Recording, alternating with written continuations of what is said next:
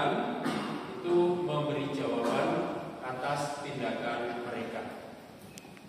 Berawal dari perjanjian Allah dengan Abraham, maka terjadi suatu ikatan perjanjian antara Allah dengan manusia. Ketika mereka berada di Gunung Sinai, Tuhan menganugerahkan 10 perintah Allah kepada melalui Musa.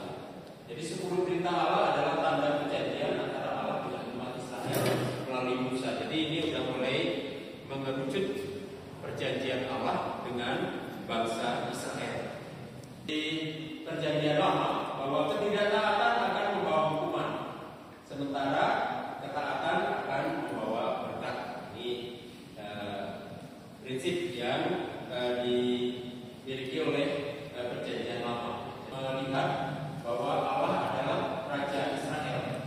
Jadi bangsa Israel di bawah bimbingan Musa itu sebenarnya mengalami pembebasan, tetapi pembebasan yang berproses itu menuntut suatu pengorbanan. Semua persoalan kepada Allah supaya Allah campur tangan dalam kehidupan mereka. Puncak kejayaan bangsa Israel itu adalah pada masa pemerintahan Daud dan Salomo. Mereka dipimpin oleh raja-raja yang mengecewakan, karena setelah Salomo, raja berikutnya ini melakukan kesalahan fatal. Itu mereka mengharapkan kehadiran Mesias. Di dalam perjanjian baru itu konsentrasinya memang pada Yesus.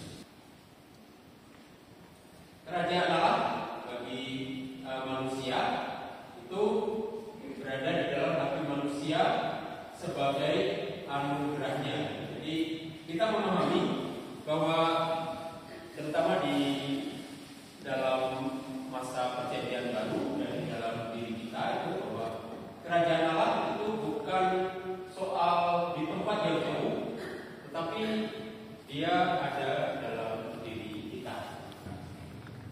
Lalu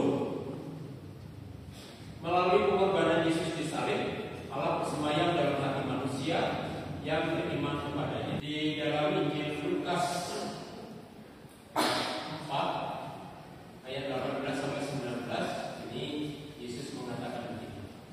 Roh Tuhan ada padaku, oleh sebab Ia telah mengurapi aku untuk menyampaikan kabar baik kepada orang-orang miskin, dan Ia telah mengutus aku untuk memberitakan pembebasan kepada orang-orang tawanan dan penglihatan bagi orang buta, untuk membebaskan orang-orang yang tertindas, untuk memberitakan tahun rahmat Tuhan sudah datang. Di era perjanjian baru ini juga diberi makna baru.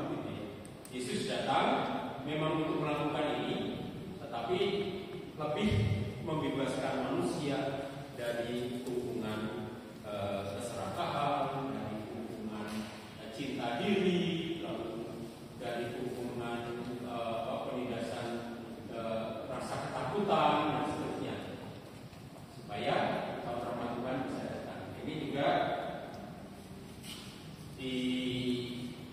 disimbolkan seperti kerajaan Allah yang terwujud melalui kasih seperti biji sesawi. Kapan kerajaan Allah ini jaya? Kerajaan yang Allah yang jaya datang terjadi setelah kedatangan Kristus yang kedua. Kerajaan Allah itu seperti orang yang memiliki 10 dirham dan kehilangan 1. Dia terus-menerus mencari sampai ketemu. Itu Tuhan mencari satu persatu orang-orang. Begitu ketemu, bersukacita.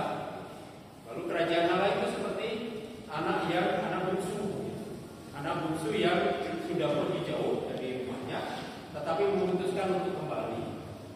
Kerajaan Allah itu betapapun, walaupun kadang-kadang membosankan, tetapi tetap menarik orang untuk kembali. Ini